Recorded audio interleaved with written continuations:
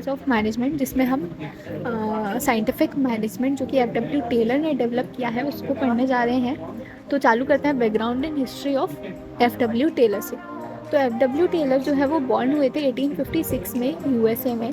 1878 में फिर उन्होंने मिडवल स्टील कंपनी ज्वाइन की एज अ मैकेनिकल इंजीनियर।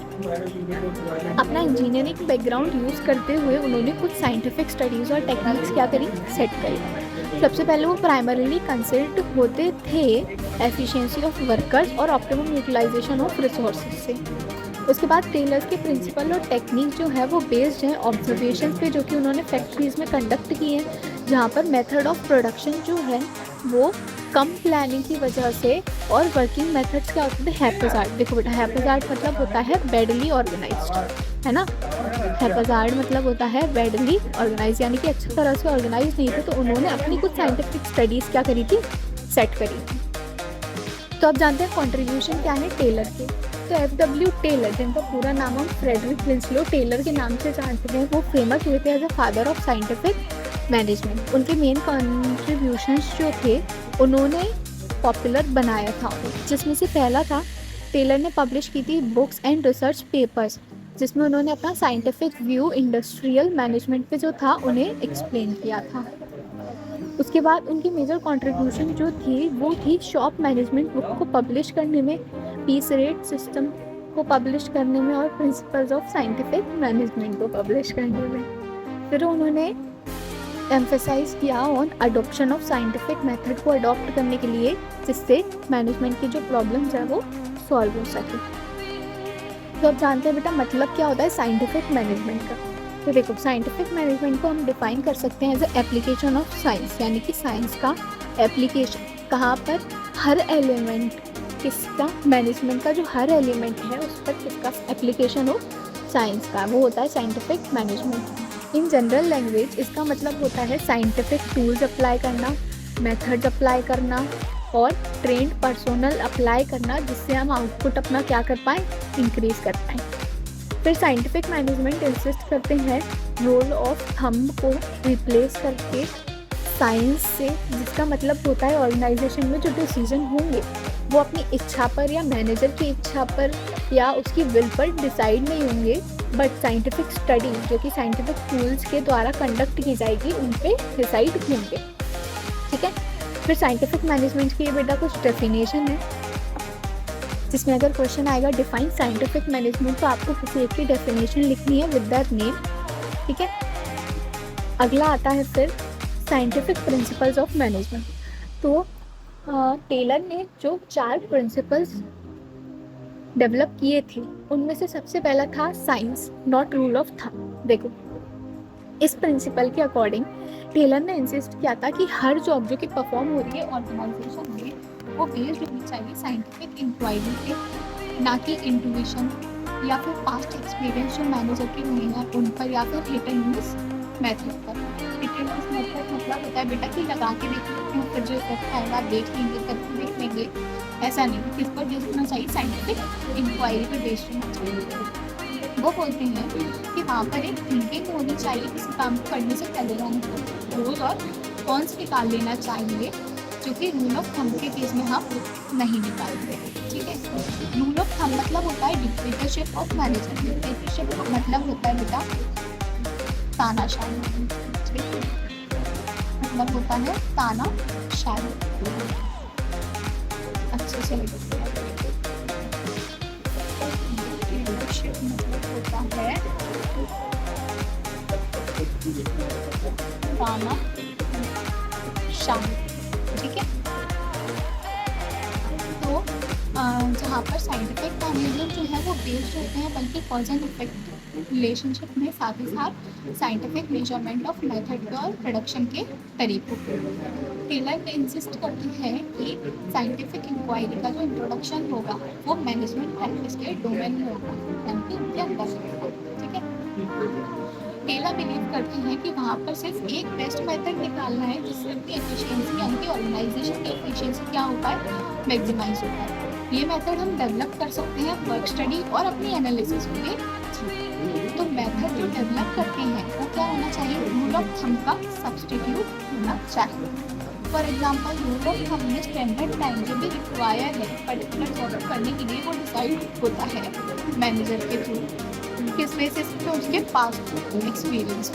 ठीक है, तो आप टेलर इंसिस्ट करते हैं कि ये जो जॉब का स्टैंडर्ड टाइम फिक्स हो तो साइंटिफिकली फिक्स हो, ना कि ये कि जो मैनेजर ने अपना पास्ट एक्सपीरियंस किया है उस पर बेस्ड हो, है ना। तो क्या हो, साइंटिफिकली फिक्स्ड हो बाय परफॉर्मिंग टाइम स्टडी को परफॉर्म करने के साथ। तो टाइम स्टडी का आगे बेटा आगे पढ़ोगे, टेक्निक है ये कुछ जिसको अभी आगे स्लाइड में पढ़ाया जाएगा।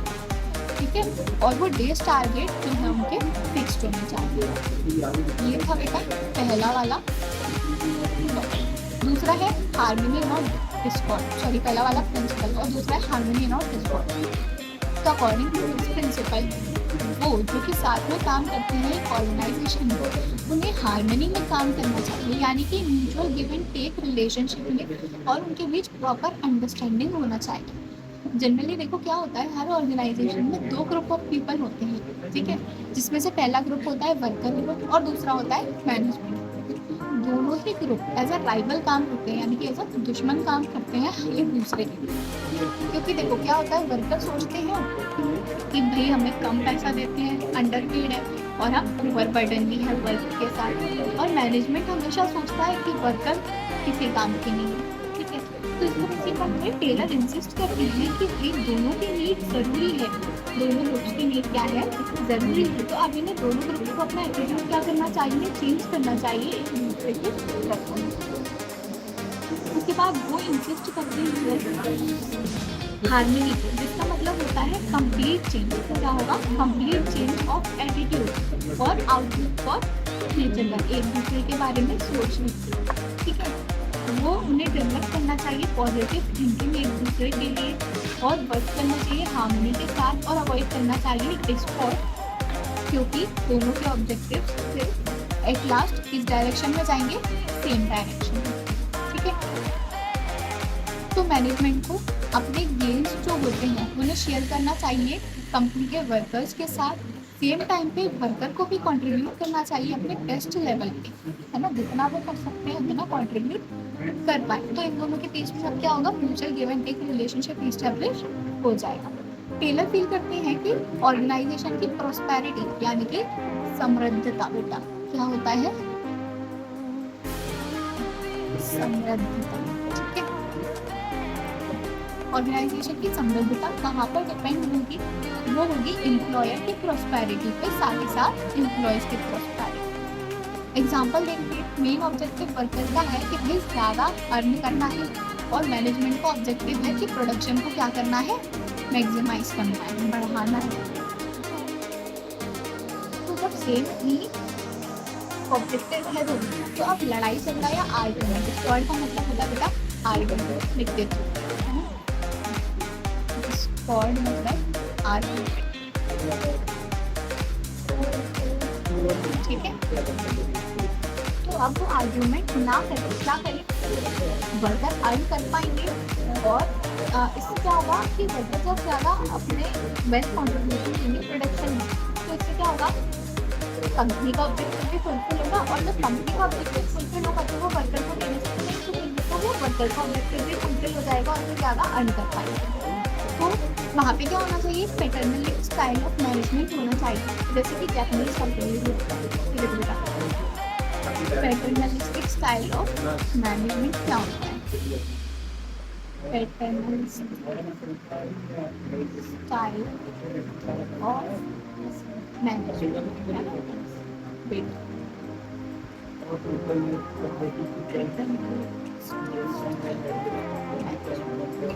इसमें क्या होता है बेटा, जो मैनेजमेंट है क्या है,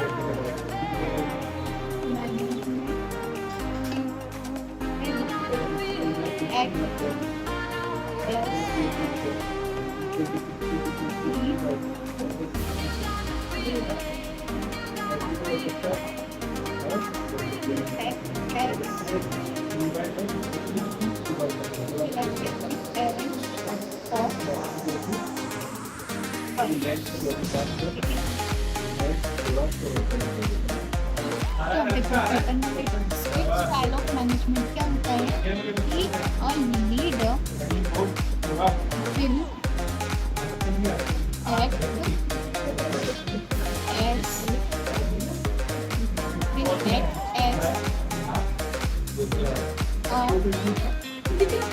paternal leader will act as a protective figure or like parents.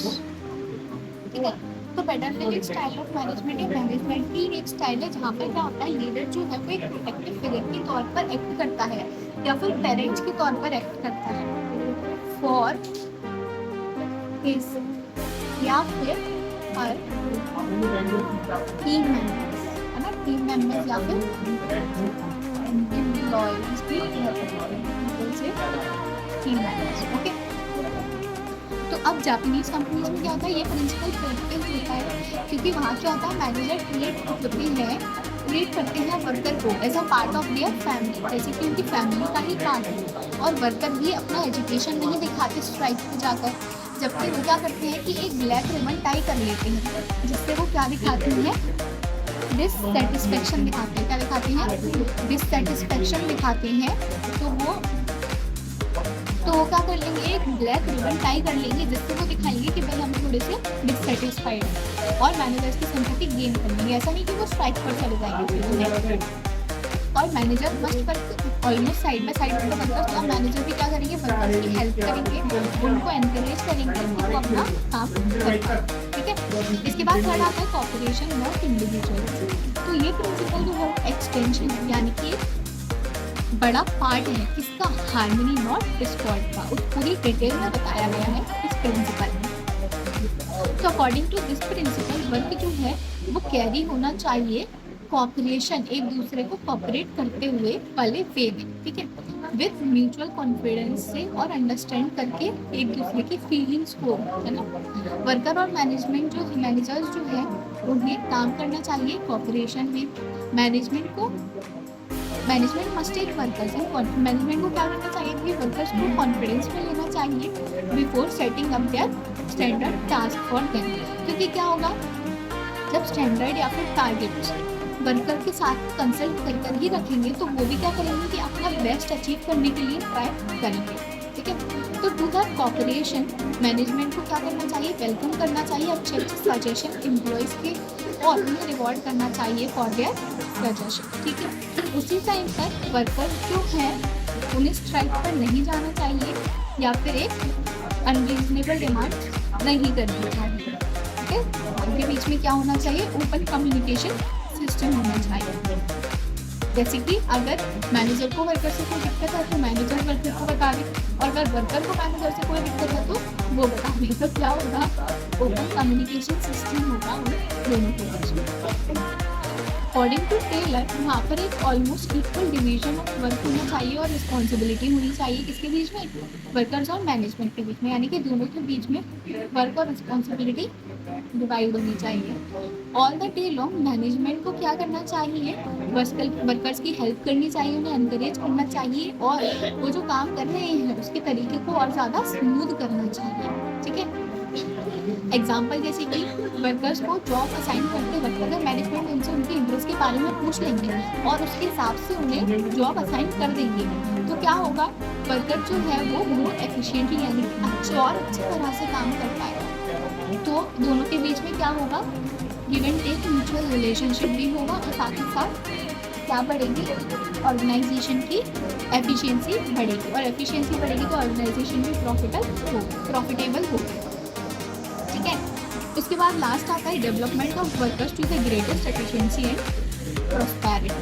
तो देखो इंडस्ट्रियल एफिशिएंसी डिपेंड करती है upon the efficiency of workers की एफिशिएंसी, यानी कि इंडस्ट्री की कैसी एफिशिएंसी होगी कैसा काम होगा वो कहाँ पर डिपेंड करेगा वर्कर्स की एफिशिएंसी। वर्कर की एफिशिएंसी डिपेंड होनी चाहिए प्रॉपर ट्रेनिंग और उनकी सिलेक्शन पे होगी, है ना। तो टेलर इंसिस्ट करते हैं ड्यू केयर मतलब केयर करनी है वर्कर। तो अब टेलर बताते हैं कि भाई एम्प्लॉयज़ को सिलेक्ट करते वक्त तो ध्यान रखना चाहिए, और जब उन्हें सिलेक्ट कर लें तो उनको उनके हिसाब से जॉब भी देनी चाहिए, उनकी क्वालिफिकेशन के हिसाब से। एम्प्लॉयज़ को जो है ट्रेनिंग पे भी भेजना चाहिए टाइम टू टाइम, जिससे वो अपनी नॉलेज को क्या कर पाए, अपडेट कर पाए। ठीक है, ये क्या करेगा भाई, ग्रेटेस्ट एफिशिएंसी और प्रॉस्पेरिटी लाएगा कंपनी के लिए भी, साथ ही साथ वर्कर्स के लिए। तो बेटा ये थे 4 प्रिंसिपल्स जो कि टेलर ने डेवलप किए थे। ठीक है, तो अब अगला टॉपिक आता है साइंटिफिक टेक्निक्स ऑफ टेलर। अभी हमने ऊपर 4 जो प्रिंसिपल देखे थे जो कि फ्रेडरिक विंसलो टेलर ने दिए थे, उनके साथ साथ उन्होंने कुछ साइंटिफिक टेक्निक्स भी डेवलप की हैं। कैसे? कुछ एक्सपेरिमेंट्स उन्होंने कंडक्ट किए, कहाँ पर, अपनी जगह पर जहाँ वो काम करते थे। तो कुछ कॉमन टेक्निक्स हैं, जिसमें से पहली है फंक्शनल फॉर्मेनशिप। इस टेक्निक में टेलर सजेस्ट करते हैं कि फैक्ट्री में क्या होना चाहिए, डिवीजन होना चाहिए। किसमें? 2 डिपार्टमेंट्स में। प्लानिंग डिपार्टमेंट होना चाहिए पहला, और दूसरा होना चाहिए प्रोडक्शन डिपार्टमेंट। क्योंकि टेलर फील करते हैं कि वर्कर जो हैं वो फ्री होने चाहिए, किसके बर्डन से, प्लानिंग के, और उन्हें कंसंट्रेट करना चाहिए वर्क या फिर प्रोडक्शन पे। तो प्रोडक्टिविटी में स्पेशलाइजेशन डेवलप करने के लिए टेलर ने सजेस्ट किया कि हर डिपार्टमेंट में कुछ फंक्शनल एक्सपर्ट्स होने चाहिए, जो कि क्या करेंगे, सुपरवाइज करेंगे, गाइड करेंगे और इंस्ट्रक्ट करेंगे। किसको? वर्कर को। अब क्या होगा कि मैनेजर या फिर एक्सपर्ट्स जो है वो क्या करेंगे, पहले ही अपना क्या दे देंगे, प्लान दे देंगे। तो अब इससे क्या होगा, कोई भी क्या नहीं होगा, बर्डन नहीं होगा। किस पर नहीं होगा? वर्कर्स पे नहीं होगा। There will be no burden on workers. ठीक है, इसके बाद जैसे वन फॉरमैन एक्सपर्ट नहीं हो सकता हर एस्पेक्ट में काम के, इसलिए टेलर ने स्ट्रेस किया, यानी कि बताया कि मिनिमम कितने स्पेशलिस्ट होने चाहिए या फिर फंक्शनल एक्सपर्ट होने चाहिए। तो वो होने चाहिए बेटा 8 होने चाहिए। ठीक है, जिससे क्या करेंगे, वो एक्सपर्ट होंगे और सुपरवाइज करेंगे और ऑर्डर देंगे। किसको देंगे? वर्कर को।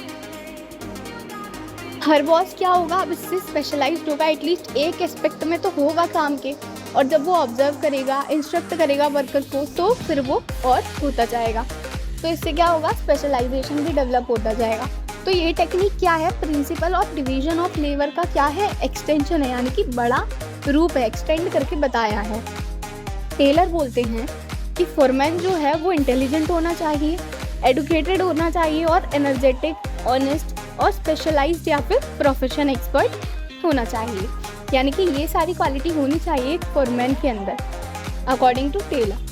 और ये सारी क्वालिटी एक पर्सन के अंदर तो अपन फाउंड नहीं कर सकते, इसलिए टेलर ने बताया है कि मिनिमम 8 एक्सपर्ट होंगे हर डिपार्टमेंट में। कितने होंगे फिर? 4 होंगे, यानी कि टोटल कितने होंगे, 8 होंगे। और फिर ईच डिपार्टमेंट में वो कितने हो जाएंगे, 4 हो जाएंगे, जो कि क्या करेंगे, गाइड करेंगे वर्कर्स को और उन्हें ऑर्डर देंगे।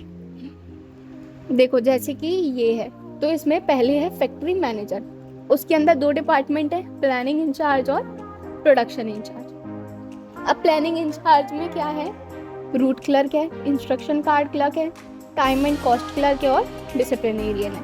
वहीं प्रोडक्शन इंचार्ज में 4 एक्सपर्ट कौन कौन से हैं, gang boss, speed boss, repair boss और इंस्पेक्टर। और ये सब किसको ऑर्डर दे रहे हैं, वर्कर को दे रहे हैं बेटा। किसे दे रहे हैं, वर्कर को। उसके बाद अब इसमें देखो बताया गया है कि root clerk, instruction card clerk और सारे जो एक्सपर्ट्स हैं अपन ने अपॉइंट किए थे 4, उनका काम क्या होता है बेटा। तो 8 फंक्शनल एक्सपर्ट है जो कि टेलर ने सजेस्ट किए हैं। तो जैसे प्लानिंग डिपार्टमेंट में सबसे पहला है रूट क्लर्क। रूट क्लर्क क्या करता है ना, ये फॉरमैन जो है वो रिस्पॉन्सिबल होता है कि सीक्वेंस ऑफ स्टेप्स, यानी कि सबसे पहले क्या क्या स्टेप फॉलो होंगी एक मैकेनिकल या फिर मैनुअल जॉब को करने के लिए, उसे बताता है। जैसे कि लेट सपोज हमें क्या करना है, फैक्ट्री में ये डब्बा क्या करना है, पैक करना है। तो वो बताएंगे कि सबसे पहले ये वाली साइड फोल्ड होगी, ये वाली होगी, ये वाली होगी या फिर ये वाली होगी। देन इंस्ट्रक्शन कार्ड क्लर्क क्या करता है, ये फॉरमैन होता है रिस्पॉन्सिबल किसके लिए, कि भाई जो जनरल इंस्ट्रक्शन होंगे जो कि क्या है, ज़रूरी है एक जॉब को कैरी आउट करने के लिए एक स्पेसिफाइड मैनर में, वो देगा इंस्ट्रक्शन कार्ड क्लर्क। इसके बाद थर्ड है टाइम एंड कॉस्ट क्लर्क। ये क्या करते हैं, ये फॉरमैन जो होते हैं वो रिस्पॉन्सिबल होते हैं कि टाइम को फिक्स कर दें कि ये जॉब जो है ये कितने टाइम में क्या होगी, कंप्लीट होगी। और वो प्रिपेयर करता है कॉस्ट शीट हर जॉब के लिए, यानी कि कितनी कॉस्ट लगेगी एक जॉब को परफॉर्म करने के लिए, ये कौन प्रिपेयर करता है, टाइम एंड कॉस्ट क्लर्क। उसके बाद आता है डिसिप्लिनेरियन। तो ये फोरमैन जो होते हैं वो रिस्पॉन्सिबल होते हैं कि भाई जॉब को परफॉर्म करने के लिए सिस्टमेटिक और ऑर्डरली वे में तो क्या क्या रूल्स फॉलो होंगे, क्या क्या चीज़ें फॉलो होंगी, ये कौन बताता है, डिसिप्लिनेरियन। उसके बाद 4 फोरमैन थे किसमें, ऑपरेशनल डिपार्टमेंट में, जिसमें पहला था गैंग बॉस। तो वो क्या करते हैं, अरेंज करते हैं सारी मशीन, टूल्स और बाकी के रिसोर्सेज जो भी उस जॉब को परफॉर्म करने में काम आएंगे, जिससे क्या ना हो, कोई डिले ना हो या फिर टाइम का क्या ना हो, वेस्टेज ना हो। दूसरा आता है स्पीड बॉस। ये फोरमैन अश्योर करते हैं कि जॉब जो है वो टाइम पर कंप्लीट हो रही है या फिर नहीं हो रही है। उसके बाद तीसरा आता है रिपेयर बॉस। ये बॉस इंश्योर करते हैं कि मशीनरी और टूल्स वर्किंग कंडीशन में है या नहीं, अगर ख़राब है तो ये सही करते हैं। उसके बाद फोर्थ आता है इंस्पेक्टर। तो ये बॉस जो है वो क्वालिटी कंट्रोल पर चेक रखता है, यानी कि आउटपुट जो भी प्रोड्यूस कर रहे हैं अपन, उसकी क्वालिटी कहीं डिग्रेड तो नहीं हो रही, इक्वल चल रही है या नहीं, ये कौन देखता है, इंस्पेक्टर। तो अगला आता है standardisation and simplification of work. Scientific management हमेशा किस पर अटेंशन रखती है, स्टैंडर्ड्स को मेंटेन करने पर, जो कि हर स्टेप बिजनेस ऑर्गेनाइजेशन से रिलेटेड है। देखो जैसे कि आउटपुट का तभी पॉसिबल होगा जब अपन क्या करेंगे, सही सिलेक्शन करेंगे, किसका, टूल्स का, इक्विपमेंट का, मशीन का जो भी यूज़ होती है, और क्या करेंगे, आउटपुट को मैक्सिमाइज करेंगे अपने दिमाग में क्वालिटी स्टैंडर्ड को रखकर। यानी कि ऐसा नहीं है कि गंदी क्वालिटी में अपन क्या करते हैं, आउटपुट बहुत सारा बना दें, तो आउटपुट ज़्यादा बनना चाहिए, साथ ही साथ क्वालिटी स्टैंडर्ड भी सही होने चाहिए। अब स्टैंडर्डाइजेशन का मतलब सिर्फ यही नहीं होता कि सिर्फ क्वालिटी स्टैंडर्ड ही मेंटेन होगी, नहीं, इसका मतलब क्या होता है ना, साइज़ का स्टैंडर्ड करना। जैसे कि हमने अभी एग्जांपल देखा था कार्टन का एक, तो उसका साइज़ कैसा होगा, यानी कि स्क्वायर होगा या फिर रेक्टेंगुलर होगा, ठीक है। उसके बाद उसका वेट कितने ग्राम का होगा, तो क्या वेट होगा उस कार्टन का, 2.5 ग्राम होगा, 3 ग्राम होगा, ये सब आता है स्टैंडर्डाइजेशन ऑफ वर्क में, ठीक है। और क्वालिटी स्टैंडर्ड भी मेंटेन करना प्रोडक्ट का। तो according to Taylor scientific method production का वो कैसे सिलेक्ट होना चाहिए कि अपन स्टैंडर्ड डेवलप कर पाएँ, यानी कि अपन जो भी क्वालिटी बना रहे हैं, टाइप बना रहे हैं, ग्राम बना रहे हैं, वेट बना रहे हैं, उन सबको क्या कर पाएँ, कैसे डेवलप कर पाएँ, ठीक है। स्टैंडर्ड को सेटअप करने के लिए मैनेजर को वर्क स्टडी का यूज़ लेना चाहिए, वर्क स्टडी टेक्निक का, जिसमें इंक्लूड होता है टाइम स्टडी, मोशन स्टडी और फैटिग स्टडी, ठीक है। तो इवन मॉडर्न टेक्निक जैसे कि कैजन, सिक्स सिग्मा और बाकी भी टेक्निक वो भी यूज़ होती हैं स्टैंडर्ड्स को सेट करने के लिए। अब कंपनीज जैसे कि नोकिया, एप्पल, नाइकी, वीडियोकॉन, ये सारी क्या टेक्निक यूज़ करती हैं, स्टैंडर्डाइजेशन की टेक्निक यूज़ करती हैं। तो अगला टॉपिक आता है स्टैंडर्डाइजेशन के ऑब्जेक्टिव्स। तो इसमें पहला तो है लाइन ऑफ प्रोडक्ट को कम कर दो और उनको फिक्स टाइप ले आओ, उनका साइज ले आओ और कैरेक्टरिस्टिक ले आओ। अब देखो लाइन ऑफ प्रोडक्ट क्या होता है, जैसे कि मान के चलते हैं अमूल एक कंपनी है, ठीक है, वो क्या बना रही है, वो घी भी बना रही है, वो बटर भी बना रही है और वो मिल्क भी बना रही है ना। तो ये सब उसका अमूल का क्या हो जाएगा, लाइन ऑफ प्रोडक्ट, या फिर we can say product line, ठीक है। तो एक कंपनी के जो रिलेटेड गुड्स होते हैं वो उसकी क्या हो जाती है, प्रोडक्ट लाइन हो जाती है। इसके बाद इंटरचेंजेबिलिटी भी अलाउ करती है किसकी, मैन्युफैक्चर्ड पार्ट्स की, जो पार्ट्स बना लिए हैं, और आउटपुट किसके बीच में, अलग अलग डिपार्टमेंट्स और ब्रांचेस के बीच में। थर्ड है कि क्वालिटी स्टैंडर्ड भी मेंटेन करवाती है। फोर्थ है स्टैंडर्ड परफॉर्मेंस सेट करती है किसका, मैन का भी और मशीन का भी। अब सिंप्लीफिकेशन किस पर अपना पूरा ध्यान रखता है, तो अननेसेसरी डाइवर्सिटी, यानी कि वो विभिन्नता अलग अलग जिनका कोई मतलब नहीं है, जो काम में नहीं आ रही, किस चीज़ की हो सकती है, वो प्रोडक्ट की, साइज की या फिर टाइप, उनको क्या करना, एलिमिनेट करना, यानी कि खत्म करना, हटाना। तो अब क्या होगा, देखो ज़्यादा वैरायटी रखेंगे तो उसमें अपन को इन्वेंट्री भी ज़्यादा लगेगी, और अलग अलग अगर प्रोडक्ट बनाने हैं तो उसके लिए मशीनरी भी ज़्यादा यूज़ होगी। और उन सब की अलग अलग लेबर कॉस्ट भी ज़्यादा होगी। तो जब अपन अगर ये टास्क सिंप्लीफाई कर देंगे तो मशीन, लेबर, इन्वेंट्री मेंटेनेंस, ये सब हमारे लिए क्या हो जाएगा, इकोनॉमिकल हो जाएगा, है ना। उसके बाद ये क्वालिटी में भी इम्प्रूव कराती है और कॉस्ट भी कम कर देती है। एग्जाम्पल लेते हैं, जैसे कि एक पेपर मैन्युफैक्चरिंग कंपनी है यूएसए में। उन्होंने क्या किया, अपनी वैरायटी जो है वो कम कर दी 2000 से 200, यानी कि वो 2000 तरह की वैरायटीज़ बनाती थी, बट वो 200 पे ले आई, जो उनके लिए क्या लेकर आया, पॉजिटिव रिजल्ट लेकर आया। और एक फ्रूट मैन्युफैक्चरिंग कंपनी है जिसने अपनी वैरायटी रिड्यूस कर दी 200 से 32, और उन्हें क्या हुआ, एफिशिएंट और इफेक्टिव रिजल्ट मिले। ठीक है। इसके बाद आता है वर्क स्टडी।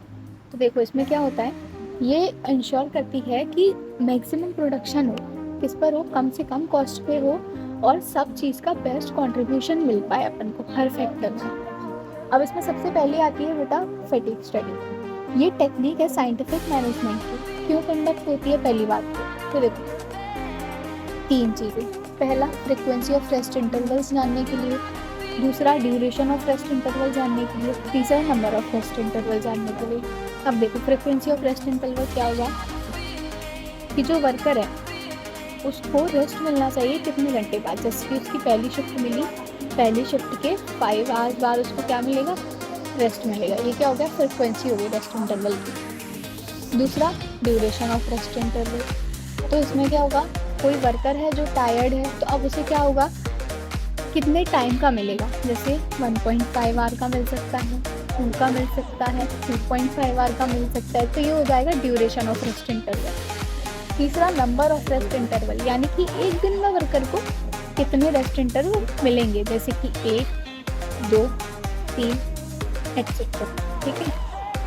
इसके बाद एक पर्सन जो है वो थक जाएगा जब वो एक ही जॉब को लंबे समय तक परफॉर्म करेगा बिना किसी रेस्ट के, इसलिए हमेशा रेस्ट इंटरवल की नीड होती है। ठीक है। उसके बाद टेलर ने सजेस्ट किया कि टाइम पीरियड और फ्रिक्वेंसी जो है रेस्ट इंटरवल की, वो मैनेजर के विश से या फिर एक्सपीरियंस से डिसाइड नहीं होगी कि मैनेजर को लगा इतने का रख लेते हैं तो होगा। इसके लिए अपन को साइंटिफिक अप्रोच लेके चलना पड़ेगा, इसलिए फैटिग स्टडी कंडक्ट करनी है। जैसे कि देखो एग्जाम्पल से समझते हैं। फैटिग स्टडी को कंडक्ट करने के लिए टेलर ने सजेस्ट किया कि एक एवरेज वर्कर को क्या करो, ऑब्जर्व करो। जब वो अपनी जॉब परफॉर्म कर रहा होगा तो उसका टाइम लिख लो कि कब वर्कर थकना चालू हो रहा है, और जब उसकी एफिशिएंसी लेवल कम हो रही है तब उसको क्या करो, ब्रेक दे दो। अब ये टाइम नोट करिए फ्रिक्वेंसी डिसाइड करने के लिए रेस्ट इंटरवल की, और ब्रेक के समय क्या करो, कितने टाइम बाद वर्कर वापस से फ्रेश हो रहा है जिससे वो अपना वर्क क्या कर सके, रिजॉइन कर सके, वो टाइम तो अगर फ्रिक्वेंसी और टाइम रेस्ट इंटरवल के वर्कर को ऑब्जर्व करने से करेंगे तो ये ज़्यादा साइंटिफिकली प्रूव होगा हमें। फॉर एग्जाम्पल अगर 3 शिफ्ट है वर्क की, तो एक शिफ्ट वर्कर टायर्ड हो जाता है एक शिफ्ट में, तो अब अपन उसको क्या कर सकते हैं कि फर्स्ट शिफ्ट और थर्ड शिफ्ट दे सकते हैं, और सेकेंड शिफ्ट में वो क्या कर सकता है, रेस्ट कर सकता है। तो ड्यूरिंग 1 शिफ्ट और एक शिफ्ट में भी कुछ छोटे छोटे पॉजेस दे दो, जैसे कि 5 मिनट्स का अपन को क्या ब्रेक दे दिया। तो अब ये ऑब्जर्व करते हैं कि अगर ऐसा करेंगे तो वर्कर छोटे छोटे ब्रेक से ही ज़्यादा फ्रेश फील करेगा और उसकी एफिशिएंसी लेवल भी डिक्रीज नहीं होगी। ठीक है। इसके बाद ये आती है मेथड स्टडी। देखो मेथड स्टडी क्या है, तो मेथड स्टडी टेक्निक है साइंटिफिक मैनेजमेंट। क्यों कंडक्ट होती है कि देखो एक बेस्ट मेथड या फिर एक बेस्ट तरीका जॉब को परफॉर्म करने के लिए ये अपन क्या कर पाए, ढूंढ पाए, जिससे क्या हो, प्रोडक्शन कॉस्ट कम से कम लगे और मैक्सिमम यूज निकाल पाए रिसोर्सेज का। ठीक है। टेलर सजेस्ट करते हैं कि मेथड ऑफ प्रोडक्शन जो डिसाइड होना चाहिए वो रूल ऑफ थंब से नहीं होना चाहिए, पर सारे मेथड जो है वो ट्राइड होने चाहिए ऑर्गेनाइजेशन में, और फिर उसमें से एक जो कि मैक्सिमम बेनिफिट लेकर आ रहा है कम से कम कॉस्ट में, उसे क्या करना है, सिलेक्ट करना है। अब बेस्ट वे को डिसाइड करने के लिए कुछ सर्टेन पैरामीटर होते हैं, तो वो कहाँ से चालू होंगे, जब अपन रॉ मटेरियल को खरीद रहे होंगे और जब तक अपन फाइनल प्रोडक्ट डिलीवर कर रहे होंगे, उसके बीच का पूरा पैरामीटर आ जाएगा। देखो अब टेलर डेवलप करता है concept of assembly line by using method study. अब देखो असेंबली लाइन क्या होती है। तो असेंबली लाइन मतलब क्या होता है, पूरी मैन्युफैक्चरिंग प्रोसेस को छोटे छोटे स्टेप्स में क्या कर देना, बांट देना। जैसे कि एक कंपनी है जो कि क्या बना रही है, बिस्किट्स बना रही है लेट्स सपोज। तो अब बिस्किट बनाने के लिए एक पूरा कन्वेयर बेल्ट होगा जिस पर सारा सामान चलेगा, जैसे कि देखे होंगे एयरपोर्ट पे होते हैं। तो अब उसमें जैसे कि सबसे पहला वर्कर होगा जो मशीन में क्या डालेगा, डो डालेगा। उसके बाद अगला वर्कर होगा जो मशीन में डो से बिस्किट्स निकलेंगे उन्हें एक कार्टन में डालेगा, ठीक है।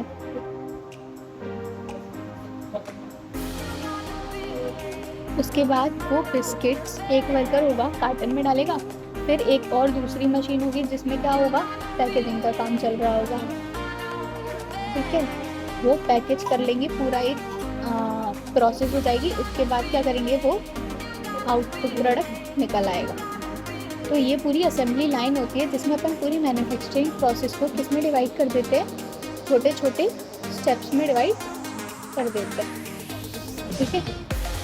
अब देखो ऑब्जेक्टिव क्या है मेथड स्टडी का, तो वो भाई कॉस्ट ऑफ प्रोडक्शन को कम कर देना और क्वालिटी और कस्टमर सेटिस्फेक्शन को बढ़ाना। ये किसका ऑब्जेक्टिव है, मेथड स्टडी का। फोर्ड मोटर्स ने क्या किया था, ये कॉन्सेप्ट को यूज़ किया था। जैसे कि एग्जांपल प्रोडक्शन ऑफ शूज़, तो वहाँ पे लेबर इंटेंसिव मेथड भी हो सकता है और मशीन इंटेंसिव भी मेथड भी हो सकता है। अब इसमें से अपन को फाइंड करना है कि भाई सबसे ज़्यादा अच्छा मेथड कौन सा होगा जिसमें कम से कम प्रोडक्शन कॉस्ट लगेगी और ज़्यादा से ज़्यादा रिसोर्सेज लगेंगे। तो to find out which is best management, तो अपन को क्या करना पड़ेगा, कॉस्ट ऑफ प्रोडक्शन इवैल्यूएट करना पड़ेगा दोनों मेथड के साथ। फिर दोनों मेथड को कंपेयर करना पड़ेगा अवेलेबल रिसोर्सेज जो है कंपनी के पास उनके साथ। अब मेथड जिसमें इन्वॉल्व है मिनिमम कॉस्ट और एक्सप्लॉइट करता है मैक्सिमम रिसोर्सेज, तो उसको अपन सेलेक्ट कर लेंगे as a best method of production, ठीक है। इसके बाद है टाइम स्टडी। अभी तो ये टेक्निक जो टाइम स्टडी की वो कंडक्ट करते हैं अपन क्या डिटरमाइन करने के लिए, ये चीज़ें। अब इन्हें अपन ऑब्जेक्टिव्स ऑफ टाइम स्टडी भी कह सकते हैं। तो पहला ऑब्जेक्टिव है स्टैंडर्ड टाइम जो भी रिक्वायर है उसको परफॉर्म करने के लिए जॉब को वो सेट करना। दूसरा स्टैंडर्ड टारगेट वर्कर्स के लिए सेट करना। थर्ड है एक जॉब को परफॉर्म करने के लिए कितने वर्कर्स लगेंगे अपन को, उनको डिटरमाइन करना। फोर्थ है वर्कर्स को कैटेगराइज करना दो में, इसमें एफिशिएंट कैटेगरी में और इनएफिशिएंट कैटेगरी में। टेलर ने हमें सजेस्ट किया कि जो भी टाइम रिक्वायर है जॉब को परफॉर्म करने के लिए वो इंट्यूशन से डिसाइड नहीं होना चाहिए या फिर कोई मर्जी है या मैनेजर को लगता है कि इतने में तो हो जाना चाहिए, ऐसा कुछ नहीं होगा। पर टाइम स्टडी जो है वो कंडक्ट होनी चाहिए स्टैंडर्ड टाइम साइंटिफिकली तरह से निकाल, ठीक है। तो टाइम स्टडी को कंडक्ट करने के लिए टेलर ने सजेस्ट किया कि एक एवरेज वर्कर को ऑब्जर्व करो जब वो अपनी जॉब परफॉर्म कर रहा हो, एक स्टॉप वॉच हो उसके हाथ में और नोट डाउन करो कि भाई एवरेज टाइम कितना लग रहा है उस जॉब को कंप्लीट करने में। उसके बाद टेलर ने सजेस्ट किया कि इसी सेम ऑब्जर्वेशन को 100 टाइम्स के लिए रिपीट करो और फिर एवरेज टाइम निकालो जॉब को परफॉर्म करने में। ये टाइम कंसिडर होना चाहिए average time for the performance of the job. ऐसा नहीं अपन किसी उस वर्कर का टाइम ले लें जो या तो बहुत ज़्यादा फास्ट कर रहा हो या फिर बहुत ज़्यादा स्लो कर रहा हो, ठीक है। जैसे कि एक वर्कर है, वर्कर 1 है, उसके बाद वर्कर 2 है, देन वर्कर 3 है लेट्स सपोज। तो वर्कर 1 को एक कार्टन का बॉक्स बनाने में 1 मिनट लगता है, ठीक है। वर्कर 2 को लिखते हैं 2 मिनट और वर्कर 3 को लगते हैं 3 मिनट। तो अब अपन अगर इसमें एवरेज टाइम निकालेंगे तो वो कितना निकल कर आएगा, 2 मिनट, ठीक है।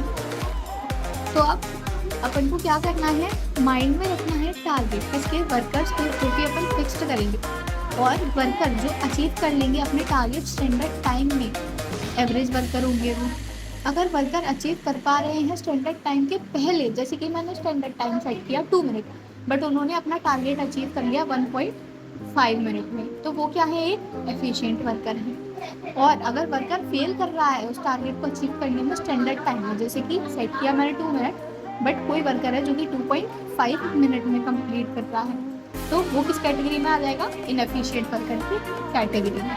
ठीक है।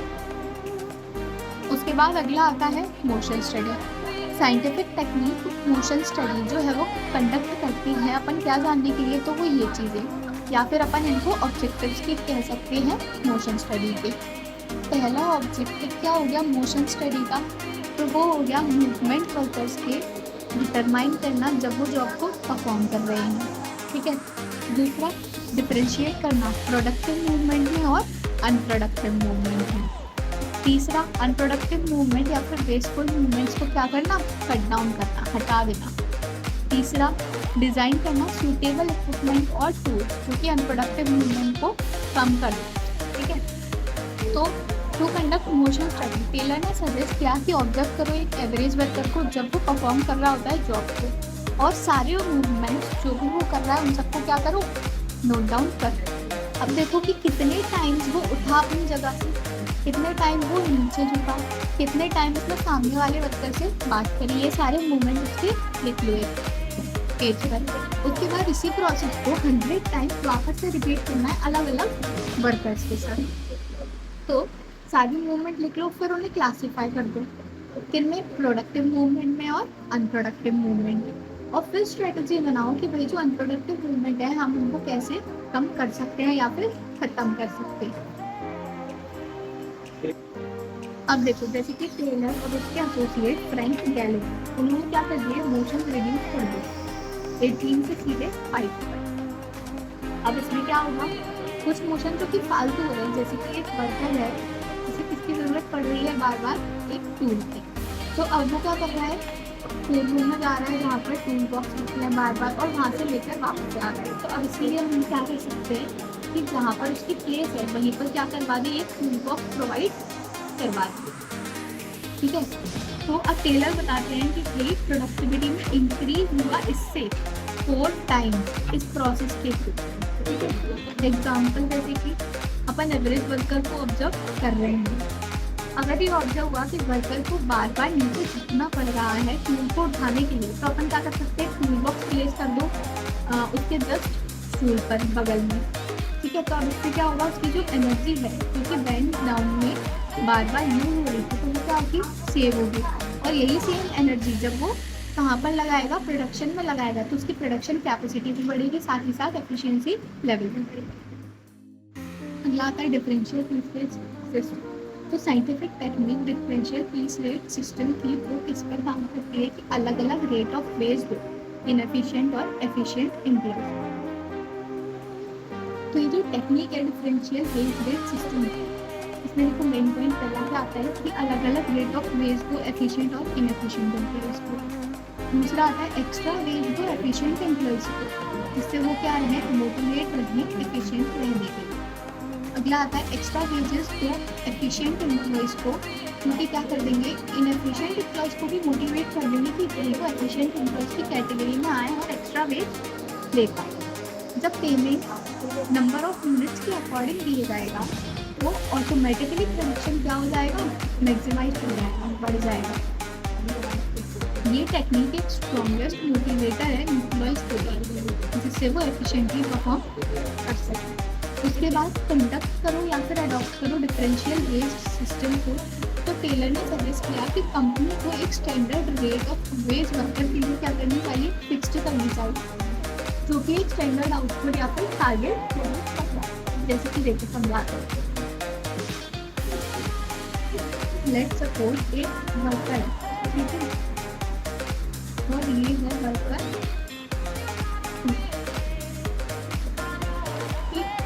ये है वर्कर। अब स्टैंडर्ड रेट जो मिली है वो मिली है कि पर पीस आपको मिलेंगे 20 रुपीज़। ठीक है। उसके बाद अपना टारगेट क्या है, तो टारगेट है तुमको 20 यूनिट्स बनाने हैं। तो वर्कर 1 ने क्या किया, वही 20 यूनिट्स बना ली और टाइम पीरियड देखो,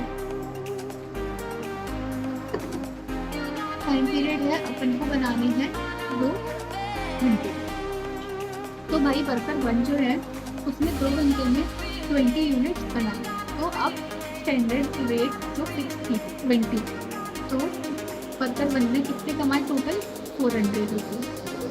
ठीक है, वर्कर 2 जो है उसने बनाया तो, बट उसने कितने बनाए, कितने बनाया उसने 10 यूनिट बनाए। ठीक है, तो अब उसकी स्टैंडर्ड रेट जो 20 थी वो उसके लिए कितनी हो गई 15 हो गई। तो वर्कर ने इसके लिए कितनी आनी चाहिए 150। उसके बाद वर्कर 3 थी जिसने क्या किया 20 की जगह कितनी यूनिट बनाए 30 यूनिट बनाए प्रॉपर। तो अब उसकी जो स्टैंडर्ड रेट थी 20 वो हो गई 25 हो गई। तो टोटल जो वर्कर 3 ने अर्न किए वो हो गया 750 रुपीज़। ठीक है, ये होता है differential fees wage rate system. तो अब वो वर्कर जो कि प्रोड्यूस करेंगे स्टैंडर्ड टारगेट से ज़्यादा, उन्हें एक हायर रेट वेज की मिलेगी। जैसे यहाँ पर वर्कर 3 को मिली स्टैंडर्ड रेट जैसे कि 20 थी, बट वर्कर 3 ने 30 यूनिट बनाए इसलिए उन्हें कितनी मिली 25। ठीक है, और जो स्टैंडर्ड आउटपुट से कम प्रोड्यूस करेंगे उन्हें एक पेनल्टी के रूप पर क्या मिलेगा, स्टैंडर्ड रेट कम मिलेगी। जैसे वर्कर इन्होंने क्या करे 10 यूनिट ही बनाई वन टाइम पीरियड में, तो उनको जो स्टैंडर्ड रेट 20 थी पर पीस की उन्हें कितनी मिलेगी 50। ठीक है, फॉर एग्जाम्पल अगर स्टैंडर्ड टारगेट 10 यूनिट्स है पर डे का और स्टैंडर्ड रेट है 50 पर यूनिट, तो वर्कर जो कि प्रोड्यूस कर रहे हैं 10 यूनिट उन्हें तो 500 देना चाहिए। फिर वर्कर जो कि प्रोड्यूस कर रहे हैं 12 यूनिट उन्हें एक रेट हायर लेना चाहिए, यानी कि 12 × 60 तो 700। उसके बाद वर्कर जो कि प्रोड्यूस कर रहे हैं स्टैंडर्ड आउटपुट से कम उनको टैक्स करना चाहिए या फिर पेनल्टाइज करना चाहिए कम स्टैंडर्ड रेट देकर, जैसे कि 40। तो 8 × 40 उनके लिए हो जाएगा 320। ये डिफरेंसेस बेस में मोटिवेट करेंगे वर्कर्स को कि वो एफिशिएंट बन पाए और ज़्यादा अर्न कर पाए। उसके बाद आता है मेंटल रिवॉल्यूशन। तो ऑब्जेक्टिव क्या है मेंटल रिवॉल्यूशन का? तो पहला है मेंटल एटीट्यूड्स वर्कर का और मैनेजमेंट का एक दूसरे के टुवर्ड्स, यानी कि एक दूसरे के प्रति चेंज होता है। जैसे कि कई ऑर्गेनाइजेशन होती हैं जहाँ पर मैनेजमेंट को लगता है कि भाई ये जो वर्कर हैं ये तो कुछ काम नहीं करते, पूरा काम हम करते हैं, और यही वर्कर को लगता है कि भाई मैनेजमेंट कुछ काम नहीं करती, बस उन्हें काम बहुत ज़्यादा देती है जिससे हम ओवरबर्डन फील करते हैं। तो ये दोनों जब एक ऑर्गेनाइजेशन के अंदर नहीं होंगे तो वो क्या हो जाएगा बेटा, मेंटल रिवॉल्यूशन होता है। ठीक है, यही होता है मेंटल रिवॉल्यूशन। दूसरा, कॉपरेशन होना चाहिए वर्कर्स और मैनेजमेंट के बीच में। थर्ड अगला आता है कि भाई सस्पेशन और प्रेजुडिस की फीलिंग को हटा देना वर्कर और मैनेजमेंट के माइंड से। इससे क्या है, सिस्टमैटिक थिंकिंग। देखो सस्पेशन और प्रेजुडिस को हटाना,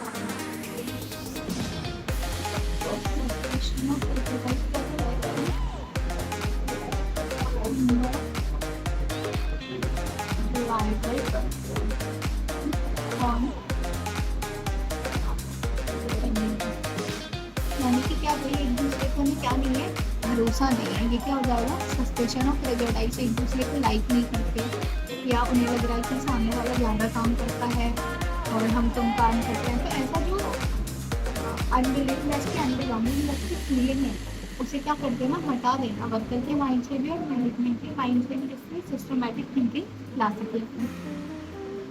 टेलर बताते हैं कि जनरली हर ऑर्गेनाइजेशन में वर्कर फील करता है कि मैनेजमेंट उन्हें एक्सप्लॉइट कर रहा है, ओवरबर्डन कर देता है उन्हें ज़्यादा वर्क के साथ और उन्हें कम पे करता है। वहीं दूसरी तरफ मैनेजमेंट फील करती है कि वर्कर क्या है भाई, हमेशा ग्रम्बल है, वो स्लो पॉलिसी पे जाते हैं, इक्विपमेंट को डैमेज करते हैं, केयरलेसली वर्क करते हैं। इसको लगता है मैनेजमेंट। तो बोथ द ग्रुप्स एक दूसरे को क्या करते हैं, सस्पेक्ट करते हैं। तो इस टेक्निक में मेंटल रिवॉल्यूशन टेलर बताते हैं कि नीड होना चाहिए दोनों के एटीट्यूड में चेंज हो, यानी कि दोनों एक दूसरे के बारे में सोचें, मैनिपुलेट किया और वर्क हो। तो ये refer to change as a revolution of mind to develop positive thinking feeling of cooperation और रिजल्ट। तो वही बात, मेंटल रिवॉल्यूशन उन्होंने क्या बताया कि भाई उनके माइंड में डेवलप हो पॉजिटिव थिंकिंग और कॉपरेशन की फीलिंग एक दूसरे के लिए। उसके बाद एडवांटेजेस क्या है साइंटिफिक मैनेजमेंट।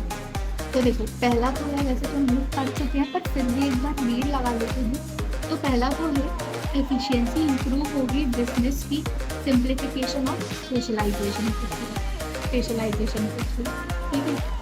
दूसरा हेल्प करेगी कॉस्ट ऑफ प्रोडक्शन को कम करने में, ठीक है, सारे टाइप के वेस्टेजेस को हटाकर। उसके बाद due to decrease in price firm क्या करेगी भाई, एक बिगर शेयर मार्केट में जो है वो कैप्चर करेगी। यानी कि देखिए कुछ लोग हैं जो क्या करते हैं, जैसे कि लेट्स सपोज एक प्रोडक्ट है, ठीक है, उसकी प्राइस है 500 रुपीज़ लेट्स सपोज। तो अब क्या होगा, कुछ लोग होंगे जिनकी इनकम होगी 300, ठीक है। एक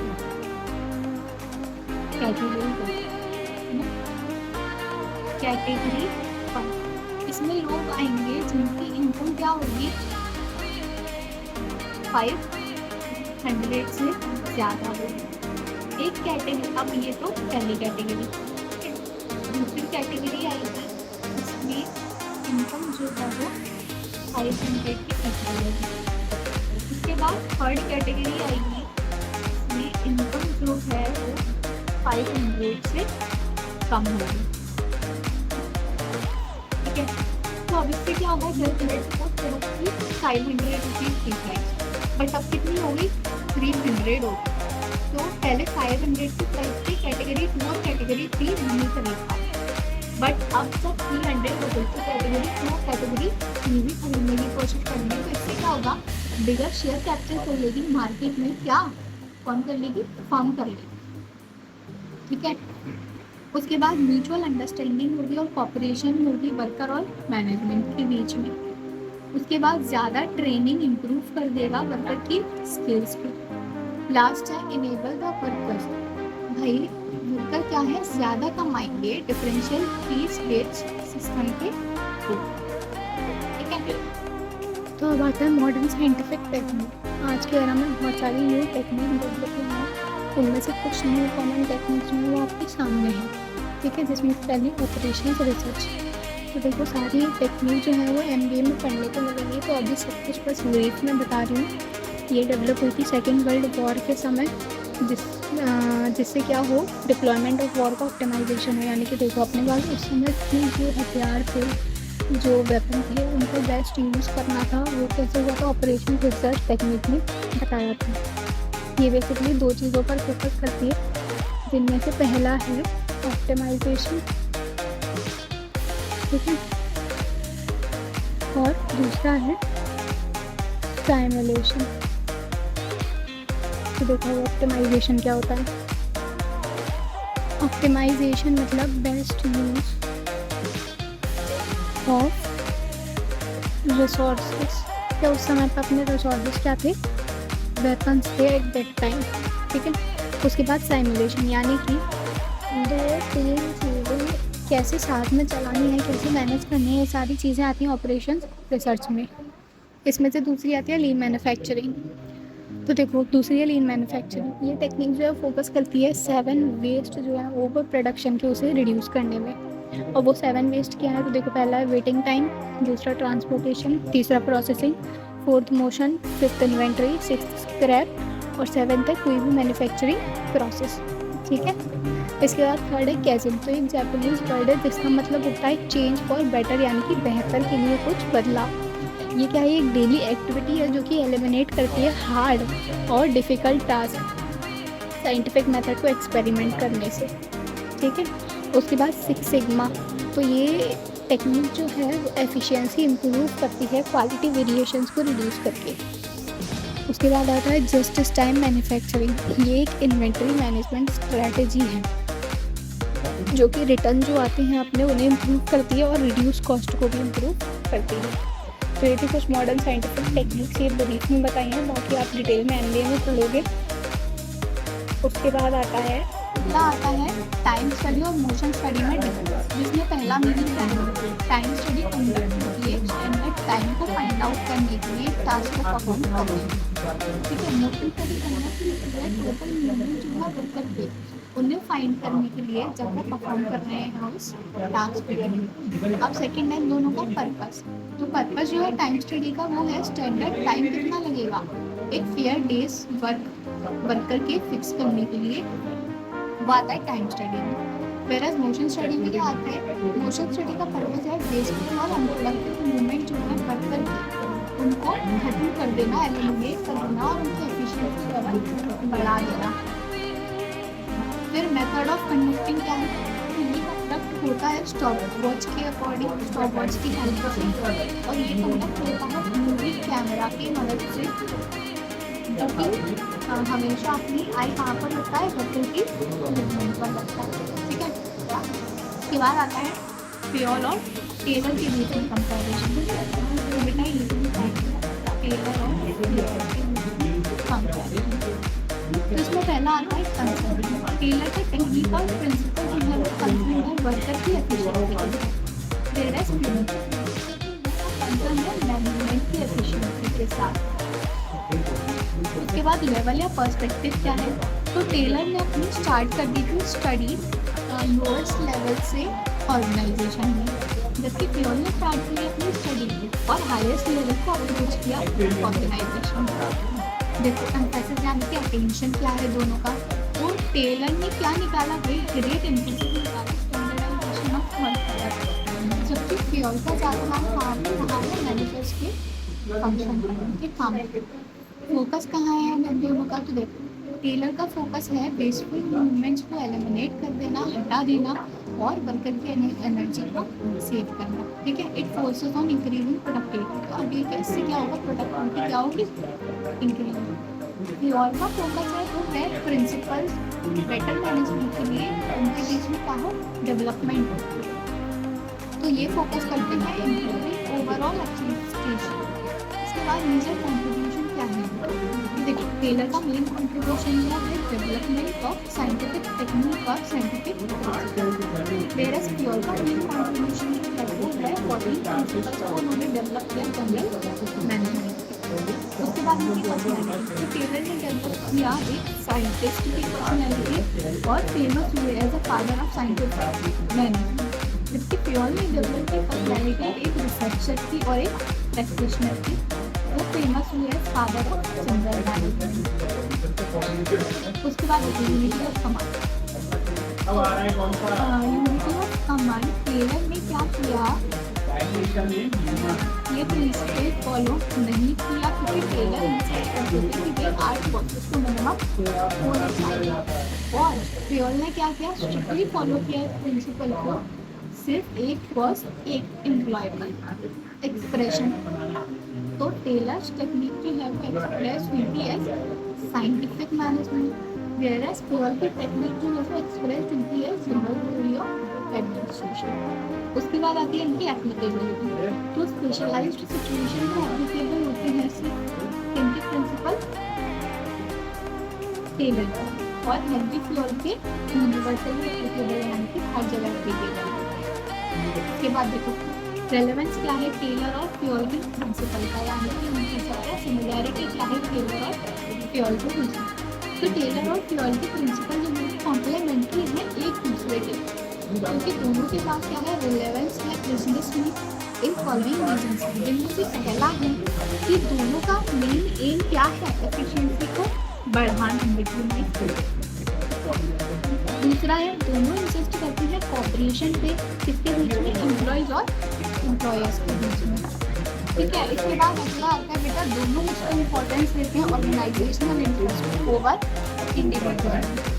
उसके बाद दोनों सजेस्ट करते हैं division of work specialisation. Last आता है प्रिंसिपल ऑफ बोथ, दोनों के भी प्रिंसिपल एज बेसिक और रिसर्च यूज होता है in the field of management. तो ये था पूरा चैप्टर, उम्मीद करती हूँ कि आपको समझ आया होगा। फिर भी अगर कोई क्वेरी या डाउट हो तो कमेंट सेक्शन में ड्रॉप कर दीजिए, आपको उसका आंसर मिल जाएगा। अभी एक वीडियो और आएगी जिसमें हम बताएंगे कि आपको कैसे क्वेश्चन फ्रेम करने हैं, क्या क्या इस चैप्टर से ऑब्जेक्टिव बन सकते हैं। घबराइए नहीं, एडुकेशन इनसाइट आपके साथ हैं और उम्मीद करते हैं कि आप भी हमारे साथ होंगे। अगर आपको वीडियो पसंद आई है तो please like share and subscribe कीजिए और अपने दोस्तों को भी बताइए। एंड तब तक के लिए मिलते हैं अगली वीडियो में। Thanks for watching.